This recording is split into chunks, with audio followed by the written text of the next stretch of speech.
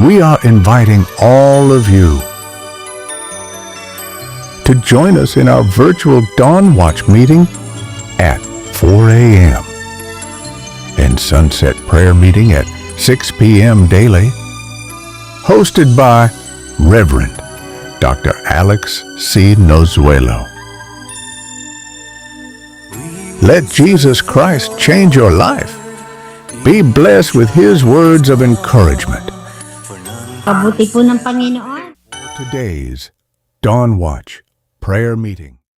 For Praise today, God. Isang mabiyayang madaling araw po sa ating lahat. At isa na naman pong pribileyo para sa akin na muli magamit na maghayag ng kabutihan ng Diyos at ng kanyang mapagpalang salita. At sa umaga pong ito, tayo po muli gaganap sa ating pananalangin sa madaling araw na pang-anim na taon na po natin ginaganap at 129 sa ubasan ng Prayer of Faith Church Worldwide Ministries Incorporated na kung saan dinala tayo ng Diyos dito para ganapin ang kanyang kalooban at makita natin ang marami niyang himala sa buhay paglilingkod natin. At gamit po natin ngayon ang platform ng Zoom. Salamat sa ating mga tigapanguna dahil sa kanilang kapahintulutan na gamitin natin ang mga social media. Isa na dyan ang Facebook live streaming. Naka-FB live na po tayo ngayon sa mga kamanggagawa ay nasusunod sila sa gawain ito. At salamat din sa kamanggagawa din natin sa Jensen na siyang dahilan kung bakit meron tayong YouTube, TikTok at Spotify.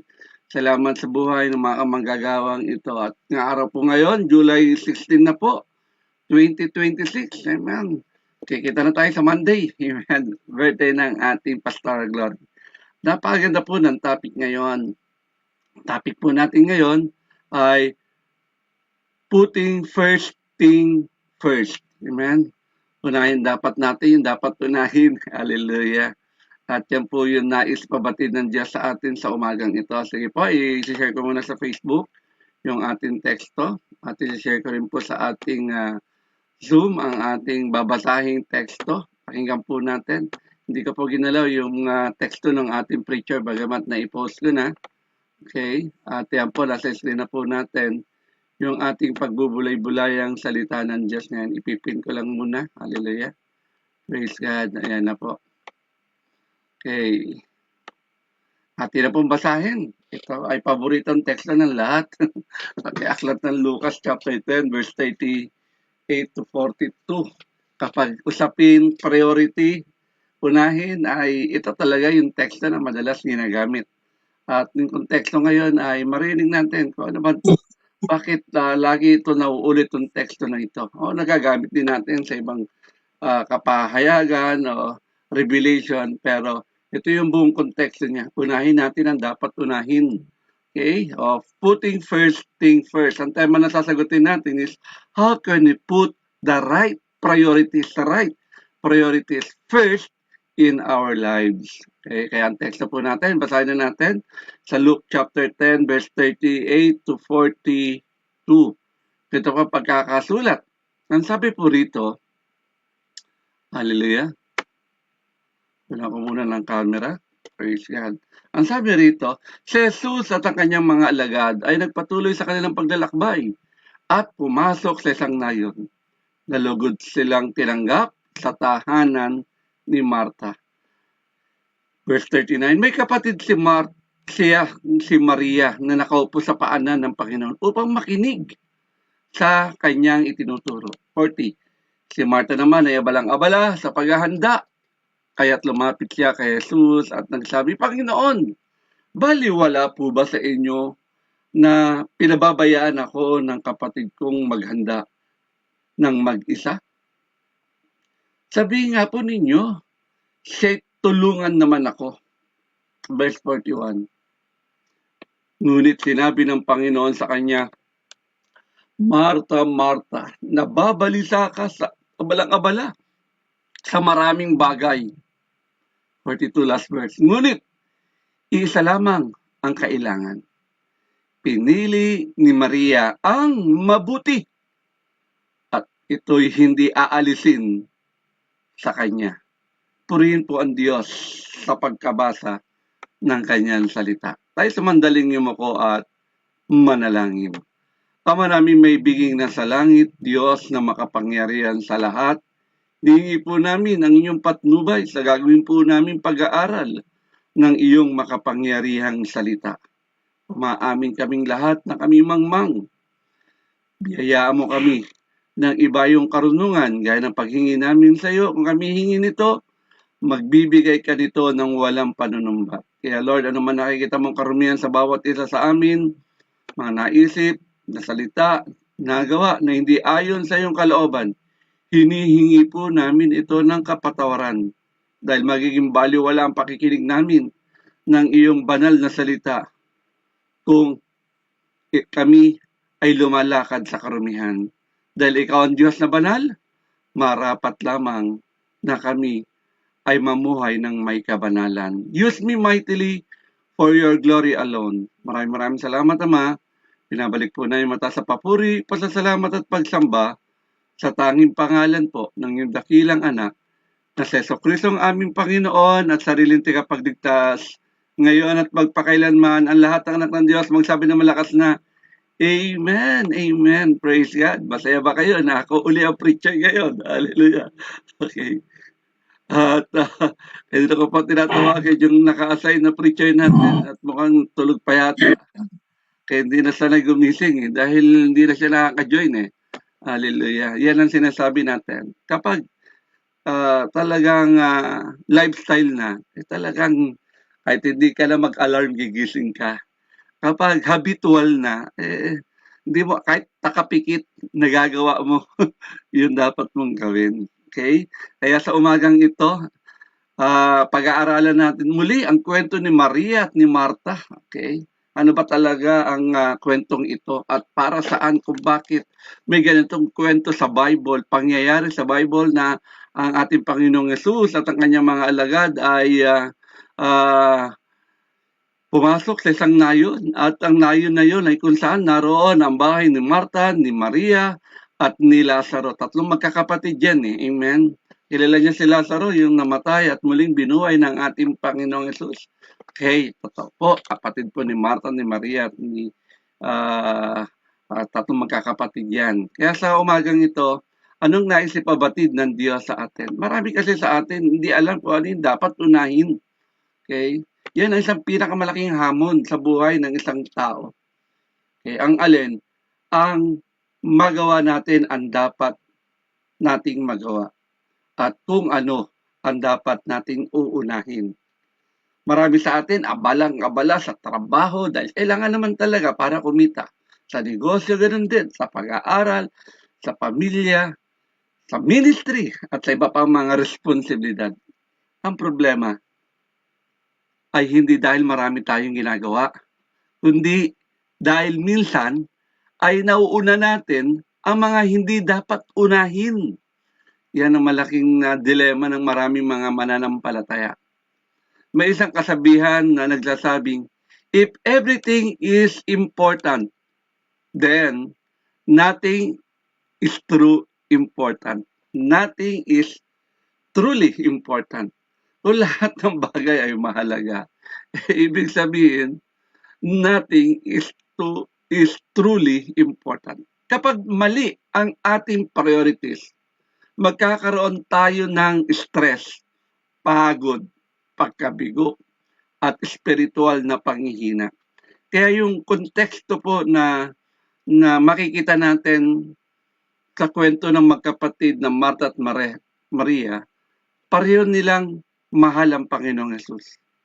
Ngunit magkaiba ang kanilang naging prioridad. Yan po yung konteksto. Si Maria o si Martha ay naging abala sa maraming gawain. Samantalang si Maria ay umupo sa paanan ng ating Panginoong Yesus. Para ano? Para makinig sa kanyang pangangaral. Hindi sinaway ni Jesus si Martha. O, Martha, alika muna rito, makinig ka muna. Hindi niya sinaway. Doon sa kanyang ginagawang kaabalahan sa paglilingkod. Ginawa niya, itinuwid niya. Hindi niya sinabi, Martha, tama ang ginawa mo. Tama yung pinili mo. Pinatuloy mo ako sa bahay mo. Hindi niya sinabing tama yun.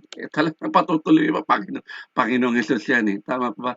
Itinuwid niya ang alin? Yung kanyang maling prioridad. Itinuro niya na mayroong isang bagay na higit na kailangan. Alam na po natin, yan ang ating pag-aaralan ngayon. Kaya marinig po natin yung mahalagang bagay na nais ipabatid ng Diyos kung ano yung dapat nating unahin. Kaya ang topic nga natin is putting first thing first. Dapat mauna natin ang dapat unahin. How can we put the right priorities first in our life? Okay. Ano ba yung right priorities? Okay. Una, sagutin na po natin para hindi na kumaba. Put Christ first above anything else. Unahin natin ang Diyos higit sa lahat. Nakita naman natin sa kwento. May dalawang magkapatid, panganay at yung sumunod. Okay? Si Maria. At nakita naman natin kung anong ginawa ni Maria. Kaya umupo sa paanan ng ating Panginoong Hesus. Silang pagkakasulat sa Luke chapter 10 verse 39. Ang unang ginawa ni Maria ay hindi sumama sa kusina. Siyempre, kung sasama siya, sino makikiharap sa bisita? Tama po ba? Okay? Pero minalian yun ni Marta. Tama po ba? At inutusan pa ang ating Panginoong Yesus. Tingnan niyo po ba? Tama po ba yun? Utusan mo Panginoon mo. Okay? Uutusan mo yung leader mo. O ito dapat ginagawa mo. Ikaw ba magsasabi sa leader mong yan? O leader mo dapat magsabi sa inyo. Minsan nagiging mas magaling ka pa sa tigapanguna mo eh. Okay, bumisita na nga sa iyo, Panginoong Yesus, utusan mo pa siya na ano yung utos niya? Hindi pakiusap eh. Okay, ang sabi niya doon sa ating Panginoong Yesus, balikan natin teksto. Panginoon, baliwala po ba sa inyo na pinababayaan ako ng kapatid kong maghanda ng mag-isa? Tignan niyo po yun. Kung dalawa sila naghahanda, sino makikiharap sa bisita nila? Wala, di ba? Sabihin nga po ninyo, kita nyo naman, no? May paggalang naman.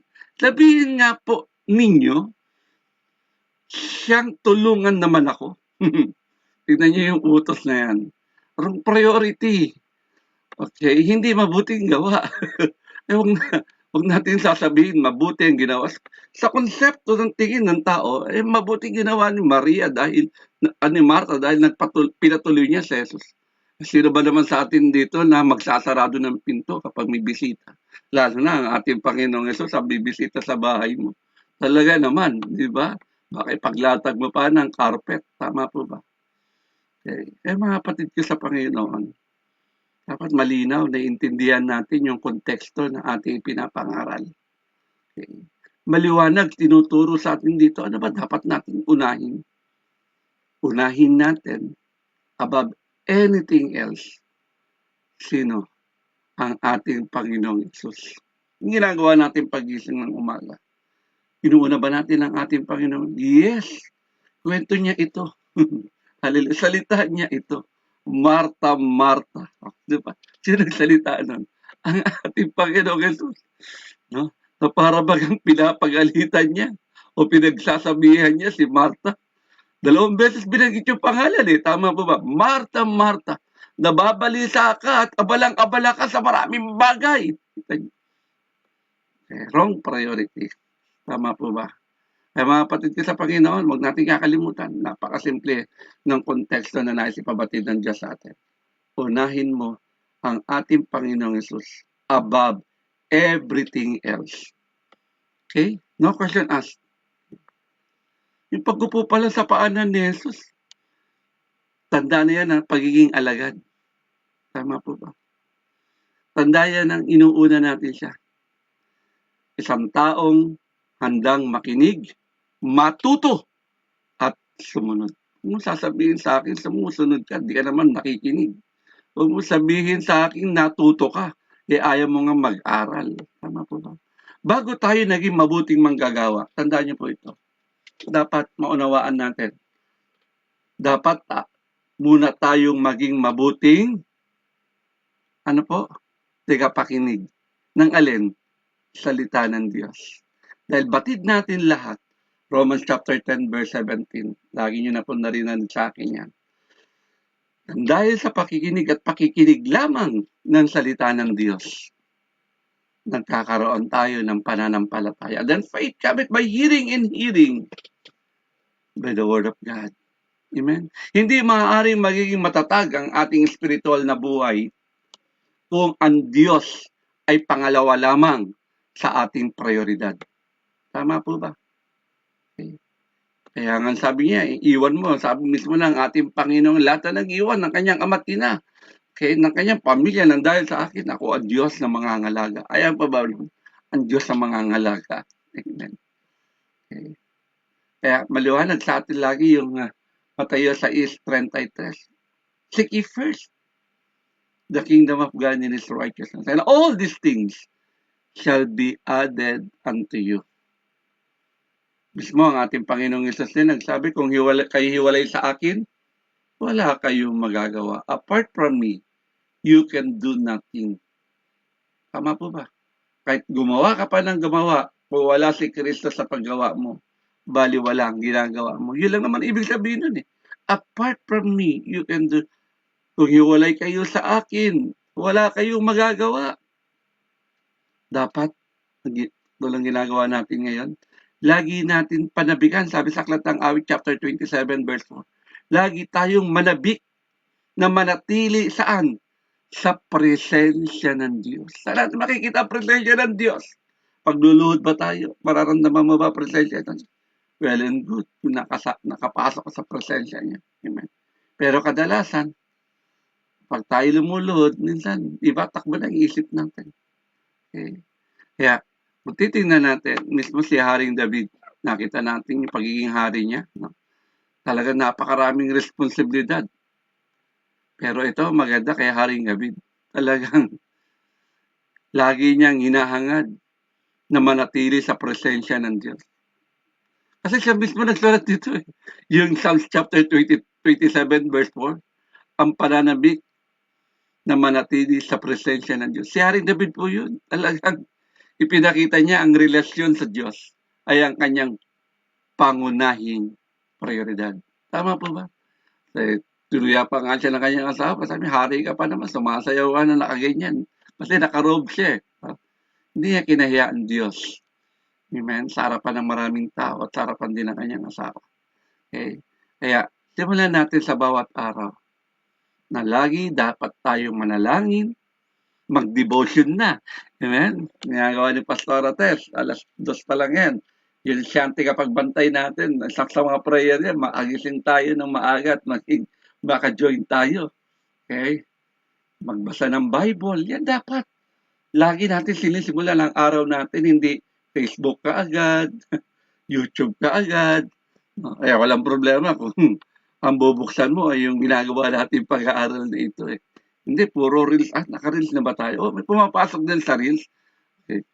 Pero, ewan ko lang kung pinapanood talaga. Kaya wag natin hayaan maagaw ng everyday routine natin. Social media, o maagaw ng trabaho natin, o ng iba pang gawain. Yung oras para sa Diyos. Tandaan niyo po yan. Ang tamang prioridad ay nagsisimula sa paglalagay natin sa ating Panginoong Hesus sa unang lugar. Okay? Yan po yung unang puntos natin. Pangalawa, nais ipabatid ng Diyos sa atin. Bakit niya itinuturo sa atin ito? Dahil hindi pa rin natin, marami pa rin sa atin hindi alam kung sino dapat i-priority. Okay? How can we put the right priorities first in our lives? Pangalawang puntos na nais ipabatid sa atin. Put God's word before business. Unahin natin ang salita ng Diyos bago tayo maging abala sa maraming bagay. Amen? Pag sinabi natin, unahin natin ang salita ng Diyos, ibig sabihin, unahin ang pagsunod sa kanyang salita. Okay. Sa problema, hindi mo nga alam ang salita niya dahil ayaw mong makinig. Tama po ba? Anong sabi niya? Ngunit si Maria ay abalang-abala sa maraming bagay, sa maraming paglilingkod. Yung ba gusto ni Lord, yung paglilingkod na yun. Na sinabi sa atin ni Pastora Melissa kahapon, nang siya nag-preach, kahapon ba, isang araw kahapon. Okay. Ang utos ni Yahweh kay Haring Saul, lipulin ang lahat ng hayop. Tama po ba? At ang ginawa ni Haring Saul, itinabi niya ang lahat ng magagandang hayop, hindi niya pinatay. Pero instruction, patayin. At ang sabi niya, tingnan niyo, sabi niyo kung mali yung ginawa niya o tama. Ihahandog ko naman ito sa Diyos. Pinili niya. Alam niya kasi ang gusto ng Diyos na handog, the best, maganda. Okay. Ihahandog naman niya yung kay Lord. Tama, mali. Sa unang tingin, tama. Tama po ba? Maraming ganyan eh. Sa unang tingin, parang tingin mo ginagawa mo, tama. Pero ang tanong, yun ba yung nais ng Diyos na gawin mo? E ang utos niya malinaw. Dapat natin masunod. Ang alin? Patayin ang lahat ng hayop. Eh, nagtira ka. Tinira yung maganda at sasabihin mo na, wala pinagkaiba sa mga taong, Pastor, nag-overtime ako para mas malaki yung tithes and offering ko. Tama, mali. Sa unang dating, tingin mo, tama yung ginagawa mo. Pero yung ba talaga pinagagawa ng Diyos sa'yo? Maging malaki ang tithes and offering mo. Hindi ka na nagsisimba. Inaabot mo na lang yung tithes and offering. Oh, nakakatulong sa church yan. Pero nalulugod sa'yo yung gawain, pero hindi nalulugod ang Diyos sa'yo. Tama po. Unahin mo siya. Tama po ba mga kapatid ko sa Panginoon? Naging abala ka sa maraming bagay. Put God's word before business. Ano ginawa ni Martha? Gumawa naman siya ng mabuting bagay. Mabuting bagay naman yun. Di natin ikakaila. Di ba? Sino ba naman sa atin may bisita tatanghod ka lang at hindi mo pakakainin. Tama po ba? Talagang naglilingkod siya. Ngunit, ang kanyang pagiging abala ay hindi dapat maging dahilan upang mawala ang kanyang focus doon sa bisita. Doon sa dapat na mauna sa ating Panginoong Hesus. May malaking pagkakaiba ang busy at ang productive. Abala ka nga, anong bunga? Tama po ba? Yung productive, kita nyo naman, nakatanghod lang, nakaupo sa paanan, pero mas in-appreciate ng ating Panginoong Yesus. Tama po ba? Maaaring puno ang ating schedule. Sino bang hindi napupuno? Ako nga, maghapon din wala sa bahay. Amen. Okay. Sino bang walang ginagawa? Ngunit, tandaan niyo po, ang basihan natin ay ang bunga. Tama po ba? Meron bang spiritual na bunga to? Kaya panalangin natin lagi. Tuwing umaga, alam nyo ano yung ating divine appointment kay Lord. Ano yun? Ano yun, Pastor? Lord, ano ba yung gusto mong gawin ko sa buong maghapon ito?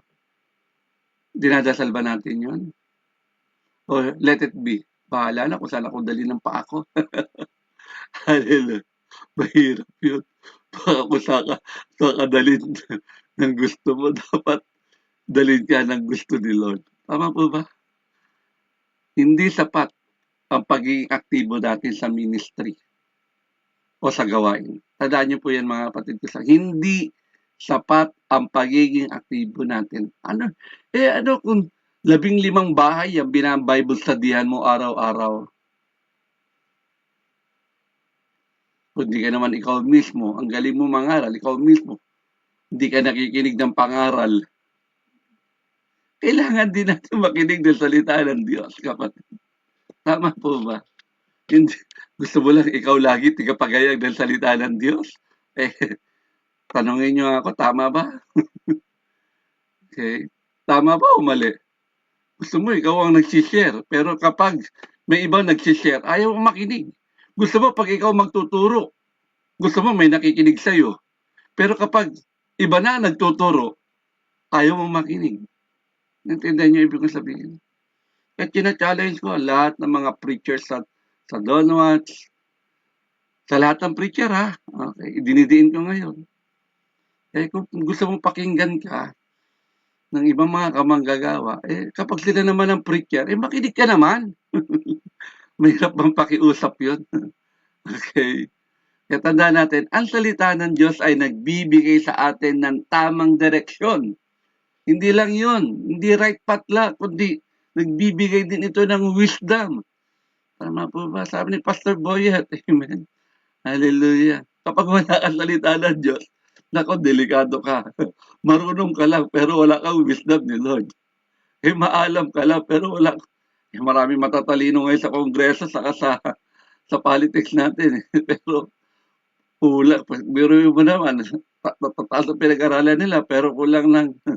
Alam nyo na kung ano ang kulang. Okay. Mga kapatid ko sa Panginoon, tandaan natin ito. Upang lumakas o magawa natin yung tamang prioridad, dapat unahin natin ang alin?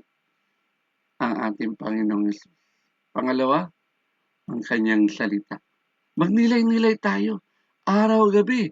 Sabi na naman ni Josue yan, tama? Joshua chapter 1 verse 8. Meditate therein day and night. Okay?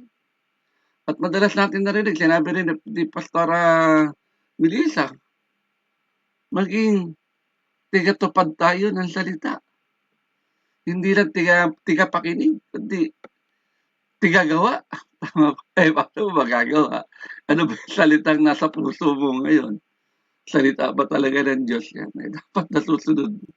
Nasusunod mo Okay. Dapat nakasama ka ngayon. Ang salita ng Diyos, tandaan po natin, liwanag yan. Ilawan yan ng ating landas. Hindi ako nagsabi nun ng Psalmist siya. Psalms 119 verse 105.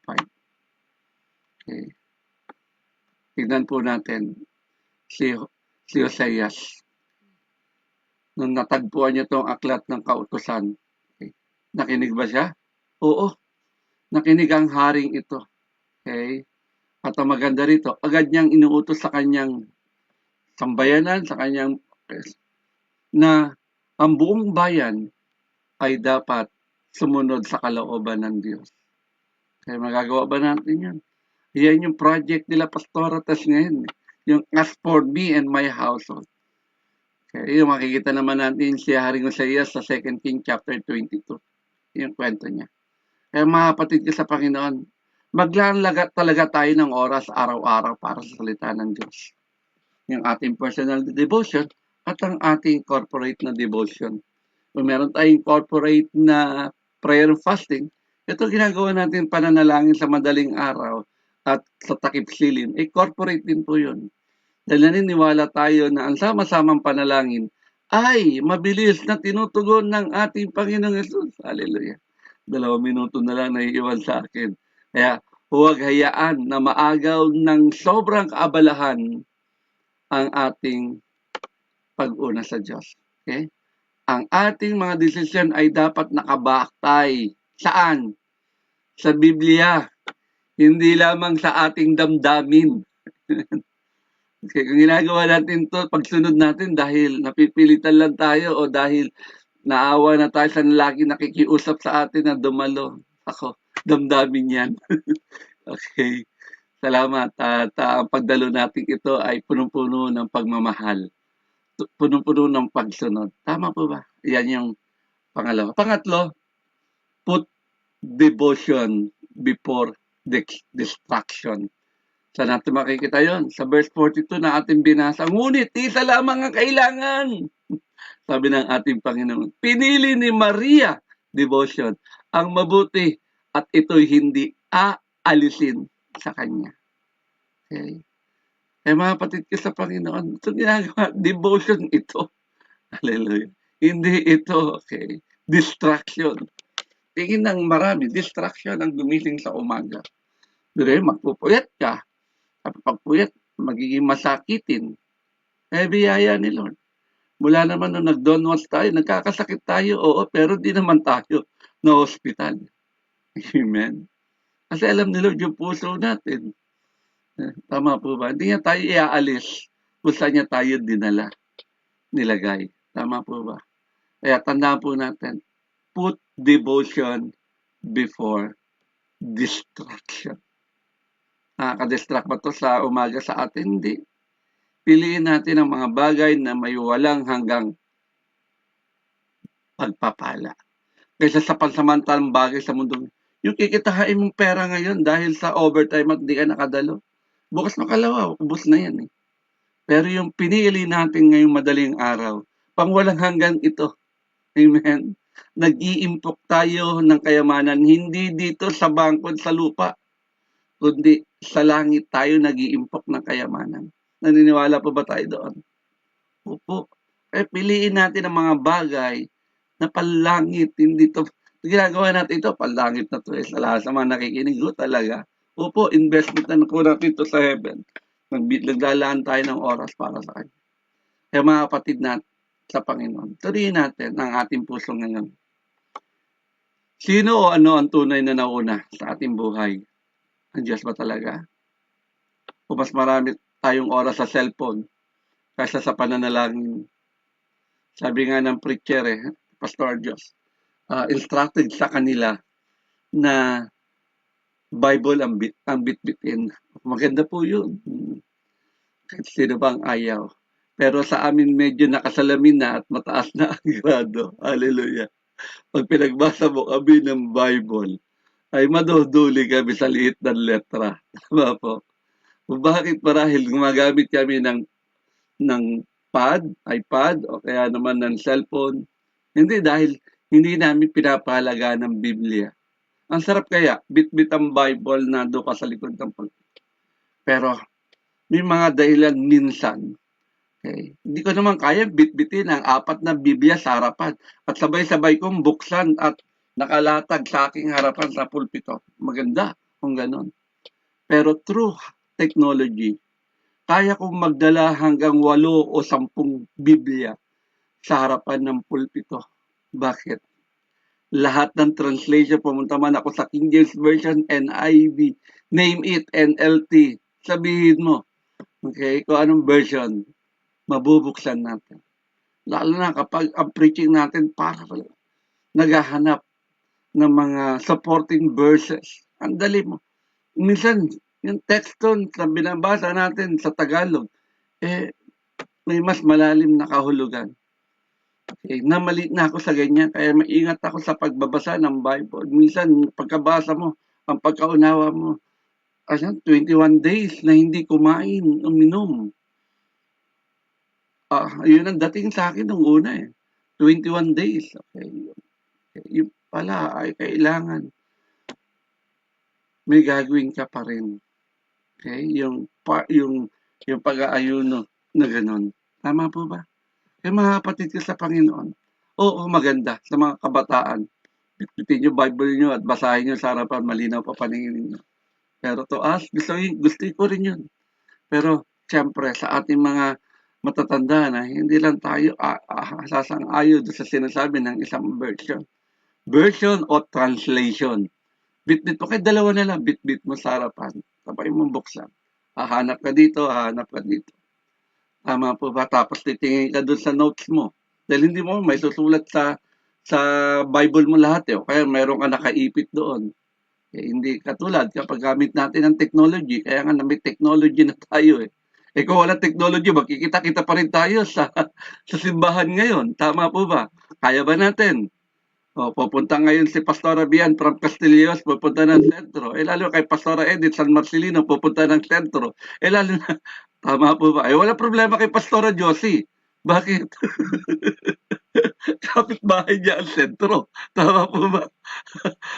Malapit na si Pastor. Si PM Leone from Imus Cavite, pupunta pa ba sa sentro para kaya naintindihan niyo, salamat may technology ganito.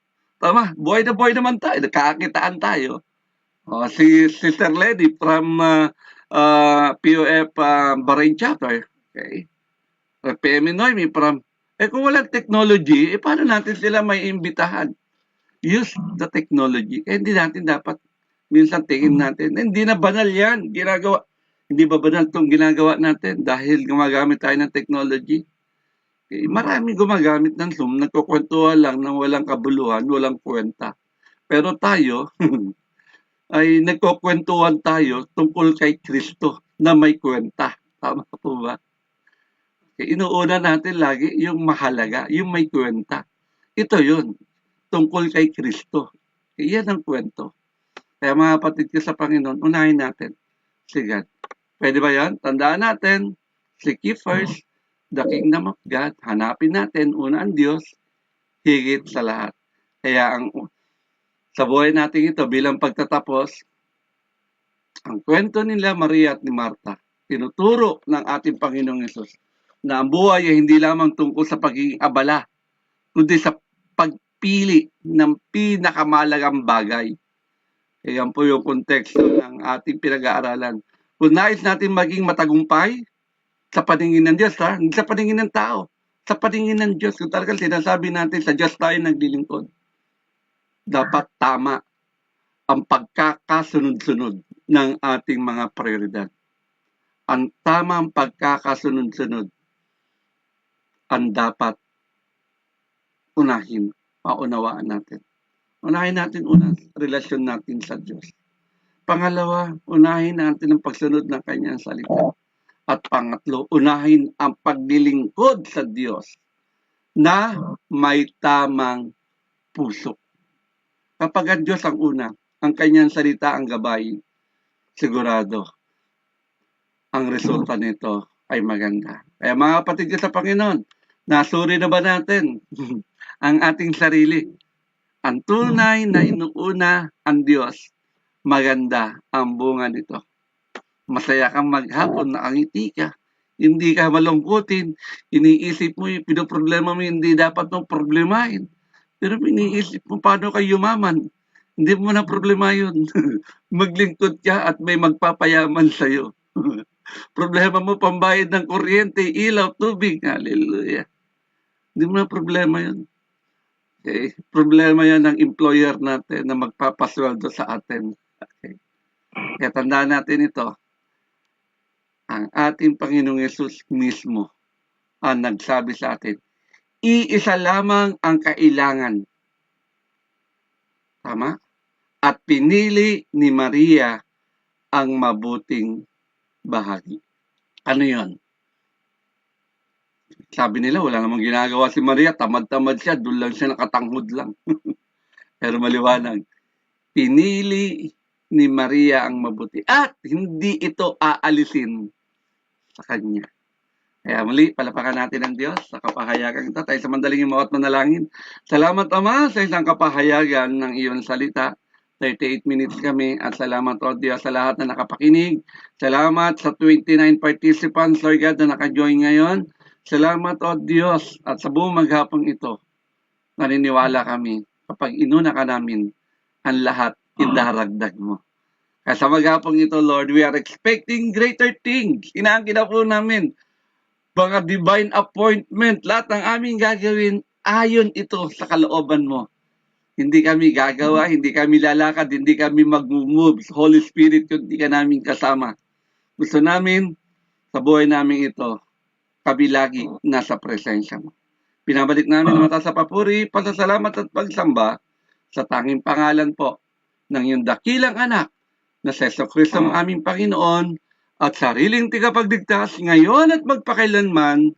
Ang lahat ng anak ng Diyos, magsabi ng malakas na, Thank you for watching.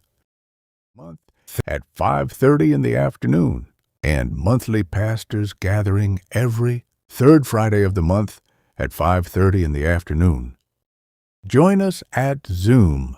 Watch our videos via YouTube, Facebook, and Spotify. Thank you, and God bless.